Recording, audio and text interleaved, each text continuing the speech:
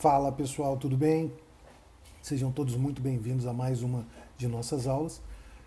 Como hoje é dia 31 de dezembro, eu não posso deixar de iniciar mais esse encontro sem antes desejar a todos um feliz 2021, que esse ano que se iniciará daqui a poucas horas, ele seja repleto de conquistas para nós e repleto de saúde, que a tão esperada vacina chegue para todos e que nós possamos aí deixar de perder tantas vidas como nós perdemos nesse ano de 2020, perdão. E por mais que o ano tenha sido muito difícil, se nós chegamos até aqui, somos vencedores, somos sobreviventes e nós temos sim o que comemorar para que 2021 ele inicie aí com toda a esperança de dias melhores. Aqueles que nos acompanham, na sua grande maioria, como são pessoas que almejam a aprovação em provas e concursos, eu aconselho que o início da sua preparação comece já, porque 2021 promete muita coisa legal. Já foram aprovados aí alguns concursos, como da Polícia Rodoviária Federal, já tem outros que já saiu, inclusive, editais, que já vão ocorrer a prova aí no início de 2021, prova marcada aí, por exemplo, como delegado da Polícia Civil do Paraná, que a prova está prevista para fevereiro, delegado de polícia do estado do Pará, que a prova está prevista para março, ou seja, a gente tem muito que nos preparar, porque 2021 será um ano repleto de concursos e com certeza, se você se dedicar, 2021 será o ano onde você finalmente vai ver o seu nome lá no Diário Oficial. E conte conosco aí para ajudá-lo nessa caminhada. Vai ser um imenso prazer estar com vocês aí nas suas conquistas. Então vamos ao que interessa, que seria a nossa aula de hoje. O tema da aula de hoje é um tema que não gera muito problema, mas a gente tem visto que muita gente tropeça por questão não muito difícil, não deveria. Então, assim, esses temas que não são muito problemáticos, eu confesso para vocês que são os temas que eu tenho mais receio, porque é aquele tema onde a gente não pode errar, a gente não pode aceitar errar em tema fácil. A gente pode aceitar errar em tema difícil. Em tema fácil a gente não pode errar. E o tema de hoje da nossa aula é alistamento eleitoral.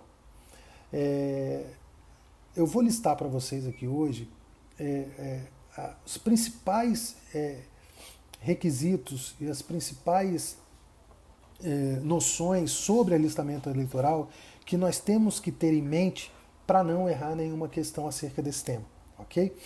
O alistamento eleitoral ele tem como fundamento o artigo 14, parágrafos 1º, 2º e 3º e o inciso 3º da Constituição Federal. Como eu sempre peço a vocês, é muito importante vocês lerem a lei seca. Então, aconselho vocês que assim que terminar essa aula, pega lá a Constituição de vocês, vai no artigo 14 e leiam, por favor, os parágrafos 1º, 2º e 3º e o inciso 3º da Constituição Federal. Isso vai ajudá-los a concretizar ainda mais o tema na mente de vocês. O alistamento eleitoral, ele nada mais é do que um procedimento administrativo que é instaurado perante os órgãos da Justiça Eleitoral. O que ele visa? Ele visa a verificação dos requisitos constitucionais e as condições legais necessárias para que o cidadão ele se aliste como eleitor e ele possa votar e ser votado, certo? O alistamento eleitoral ele é obrigatório aos maiores de 18 anos e ele é facultativo para os analfabetos, os maiores de 70 anos e aquelas pessoas que estiverem entre 16 e 18 anos. Não pode se alistar como eleitor o estrangeiro e os conscritos. Conscritos são aquelas pessoas que estão no período de serviço militar obrigatório, ok? Ou seja, é um tema muito fácil, só que vocês têm que ter isso muito bem fixado na mente, porque uma questão sobre o tema de alistamento eleitoral, ele pode ser, a banca pode brincar e colocar de uma infinidade de formas que pode vir a confundir vocês. Então, recapitulando, para que vocês não esqueçam nunca mais os requisitos para o alistamento eleitoral. Vocês não podem esquecer fundamento, artigo 14, parágrafos 1º, 2º e 3º e o inciso 3º da Constituição Federal. O alistamento eleitoral trata-se de um procedimento administrativo. Alistamento eleitoral trata-se de um procedimento administrativo. Esse procedimento administrativo, quem é competente para a instauração desse procedimento administrativo? A Justiça Eleitoral. Tá? Um alistamento eleitoral ele não corre perante a Justiça Comum.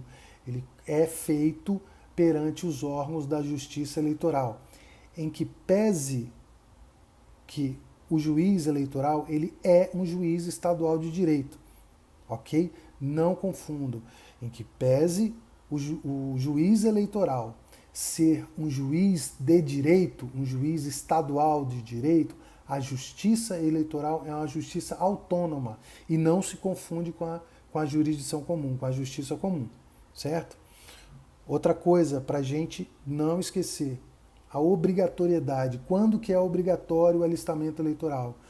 O alistamento eleitoral é obrigatório somente aos maiores de 18 anos. Gravem isso. Alistamento eleitoral é obrigatório aos maiores de 18 anos. Certo? Ele é facultativo para quem? Ele é facultativo para os analfabetos, os maiores de 70 anos, certo? E aquelas pessoas que estiverem entre 16 e 18 anos. Além disso, nós não podemos esquecer quem não pode se alistar. Quem não pode se alistar? O estrangeiro e o conscrito. Conscrito, quem são os conscritos? Conscritos são aquelas pessoas que estiverem no período de serviço militar obrigatório. Enquanto elas estiverem nesse período de serviço militar obrigatório, o nome que se dá a essas pessoas é conscrito. Ok? Gravem todos esses pontos. Se não ficar muito claro esse ponto na mente de vocês, não hesite em me mandar uma mensagem para que a gente possa conversar um pouco mais sobre o tema. Lembrando também, se inscrevam lá no nosso canal no YouTube, digita lá Mentoria Jurídica, se inscreva, acione o sininho de notificação para que você possa receber toda vez em primeira mão aí quando for publicada uma nova aula, ok? Desejo a vocês uma excelente virada de ano, que 2021 seja extremamente abençoado e repleto de conquistas. Muito obrigado mais uma vez. Até a próxima.